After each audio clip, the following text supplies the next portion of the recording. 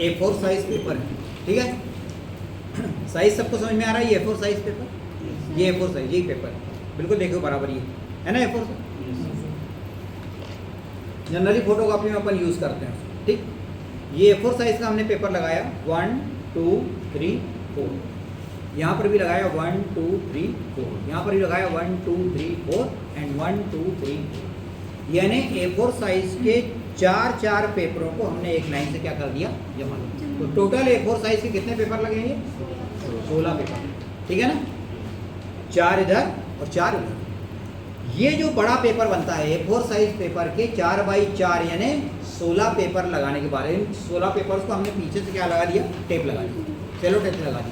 तो ये जो बड़ा पेपर बन रहा है this is called A0 size. ये साइज कौन सा है, A0, ठीक है। अब इस A0 साइज के पेपर को हम लंबाई के अनुसार, हम लंबाई चौड़ाई समझ लीजिए आप, बड़ी भुजा कौन सी है, ये वाली। एक A4 साइज पेपर में ये लंबी भुजा है, ये कम है, तो लंबी एक तरफ लगा दी, मतलब ये वाली भुजा लंबी हो गई और ये वाली कम हो गई। तो जो भुजा की लंबाई ज़्यादा है तो उसके परितः हमने इसको क्या कर दिया, फोल्ड कर दिया बराबरी से। एक बार बराबरी से फोल्ड कर दिया मतलब इसको 2 भागों में विभाजित कर दिया, ठीक है।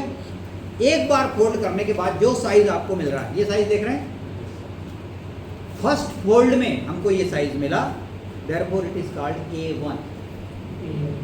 A1 क्यों, क्योंकि A0 साइज पेपर को हमने एक बार मोड़ा तो हमको क्या साइज मिला, A1 में आप देखेंगे ये वाली साइज बड़ी है, ये वाली साइज छोटी है, तो बड़ी साइज क्यों करना है, तो हमने इस A1 साइज के पेपर को बड़ी साइज के अंदर हमने क्या कर दिया, इसको, ये कौन सा फोल्ड हो गया, सेकंड फोल्ड, सेकंड फोल्ड हो गया। सेकंड फोल्ड में ये जो साइज मिल रहा है दिस इज कॉल्ड A2। क्या कहते हैं इसको, A2। अब A2 साइज में आप देखेंगे ये वाली साइज बड़ी है, ये वाली साइज छोटी, ठीक है। तो बड़ी साइज के परितः हमने फिर इसको मोड़ा, ये मोड़ दिया। थर्ड फोल्ड में हमको ये साइज मिला, that's why it is called A3। कौन सा साइज बोलते हैं इसको, A3। क्लियर है, A3 साइज का भी देखना, फोटो का भी इसी प्रकार की, ठीक है। अब इसके बाद में बड़ी लंबी वाली है, छोटी वाली है, बड़ी किस वजह से हमने इसको क्या कर दिया, फिर मोड़ दिया। तो अब जो हमको साइज मिला दिस इज कॉल्ड A4, क्योंकि कौन सा नंबर का फोल्ड है, 4th नंबर। तो 4th फोल्ड में ये साइज मिल रही है, that's why it is called A4। Clear है। तो A4 साइज पेपर आप देख लें, ये भी A4 साइज पेपर लिखा हुआ है, ये पेपर का साइज बिल्कुल वही, ठीक है ना। तो 4th फोल्ड में ये A4, ठीक। अब इस A4 साइज पेपर की सबसे बड़ी विशेषता क्या होती है, आप इसकी लंबाई को मेजर करना, आप इसकी चौड़ाई को मेजर करना, लेंथ एंड विड्थ। और जब आप इस लेंथ और विड्थ का रेशियो निकालेंगे L/B और L डिवाइडेड बाय B, तो आपको जो वैल्यू मिलेगी दैट इज कॉल्ड 1.4, ठीक है। अब लंबी भुजा ये हो गई, इसको हमने फिर से क्या कर दिया, कौन सा साइज बन गया, ये 5th फोल्ड में ये मिला है, that's why it is called A5। यहाँ पर A5 साइज, ठीक है। अब A5 साइज में लेंथ विड्थ, अब इसका रेशियो निकालना, लेंथ भी कम हो गई, विड्थ भी कम हो गई, अब इसका रेशियो निकालना, वो भी रेशियो आएगा 1.4, ठीक है।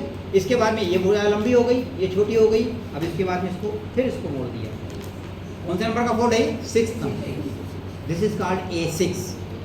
लेंथ विड्थ दोनों को मेजर करो, रेशियो निकालो, ये भी आएगा 1.4। इसके बाद में ये वाली लंबी हो गई, ये छोटी हो गई, अब इसके बाद में इसको फिर अगर आप इसको मोड़ेंगे तो फिर आप करोगे लेंथ और विड्थ का रेशियो निकालोगे, वो भी आएगा 1.4, ठीक है। तो A4 साइज पेपर को हम कितना भी मोड़े, बस मोड़ते समय ध्यान रखना है लंबी भुजा के परितः हमको मोड़ना, क्योंकि रेक्टेंगुलर साइज है, एक साइज लंबी और एक साइज छोटी है, तो छोटी साइज से ना मोड़ के हमको किसको बनाना है, लंबी साइज, ठीक है। तो A4 साइज के हम जितने भी फोल्ड कर रहे हैं, A5 कर दें, फिर A6 कर दें, फिर A7 कर दें, A8 कर दें, सब में आपको रेशियो कितना मिलेगा, 1.4, एंड 1.4 दैट इज कॉल्ड √2। √2 की वैल्यू कितनी होती है, 1.4142 ऐसी होती है ना, तो 1.4 की वैल्यू। इसका मतलब A4 साइज के पेपर को हम कितना भी फोल्ड करेंगे, लेंथ और विड्थ का रेशियो हमेशा √2 ही होता है। और ये एक्टिविटी आप अपना करके देख सकते हो। तो बच्चे ने अगर एक बार एक एक्टिविटी कर लिया तो ना तो आप A4 साइज पेपर बोलोगे, ना √2 की वैल्यू बोलोगे, कैसे, क्लियर है।